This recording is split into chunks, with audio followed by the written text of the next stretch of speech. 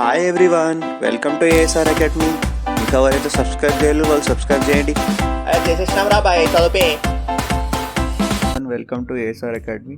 So in the last video I promised you that I will be explaining the 7th chapter, classification of element, the periodic table, right? So today in this video I am just going to explain you the chapter number 7. So in the screen you can see the table, periodic table. So I think you may have seen this table in your textbooks, right? So you can see that there are around more than 118 elements were placed in this periodic table, right?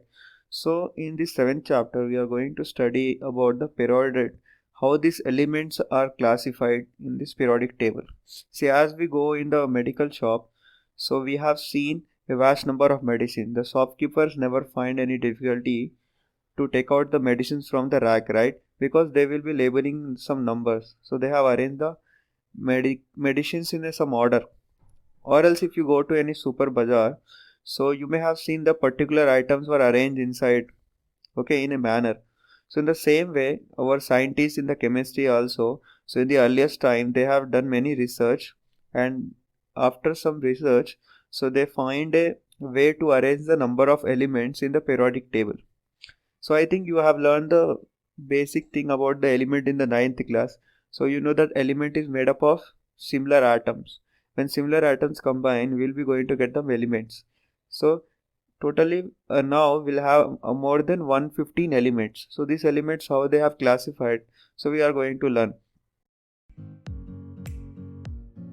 Okay, 7th chapter ni manam 2 parts lo divide chesukochu. So first one వచ్చేసి the history about the periodic table. అంటే ఇవన్నీ elements ఏవైతే ఉన్నాయి అవి ఎలా arrange చేసారు.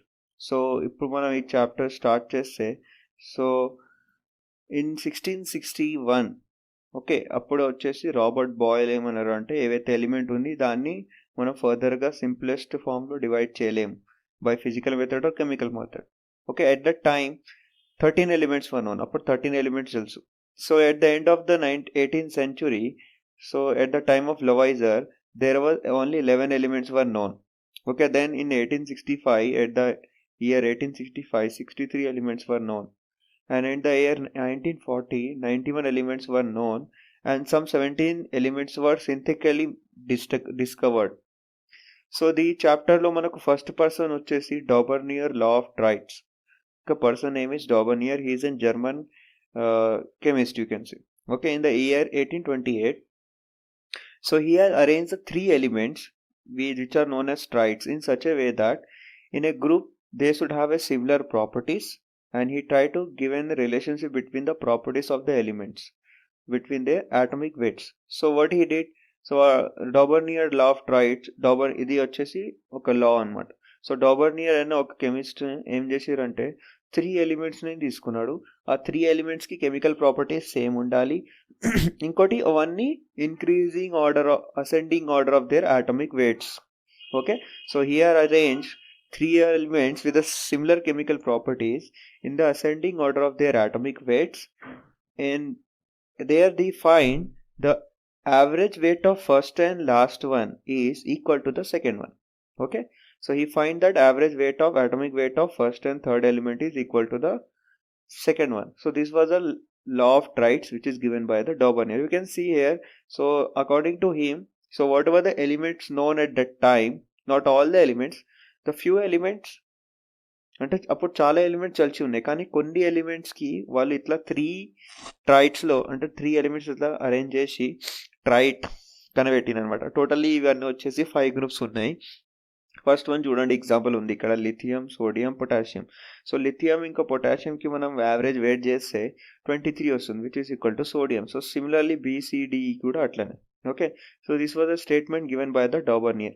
So కానీ ఇక్కడ చిన్న డ్రాబ్యాక్ ఉంది, లిమిటేషన్స్ ఉన్నాయి. లిమిటేషన్స్ ఏమిటంటే all the known elements at that time could not be arrange in the triads. అంటే అప్పుడు ఏవైతే ఎలిమెంట్స్ అన్నీ తెలుసు కదా అవి డాబర్నియర్ అరేంజ్ చేయకపోయిండు దానిలో. ఇంకో సెకండ్ లా ఏమొచ్చిందంటే the law failed for very low mass and high mass element. అంటే దేనికైతే తక్కువ అటామిక్ మాస్ ఉంది లేకుంటే ఎక్కువ అటామిక్ మాస్ ఉంది, ఆ ఎలిమెంట్స్ ఆ ట్రైట్స్లో సూటబుల్ వస్తలేదు. Example fluorine, chlorine, bromine.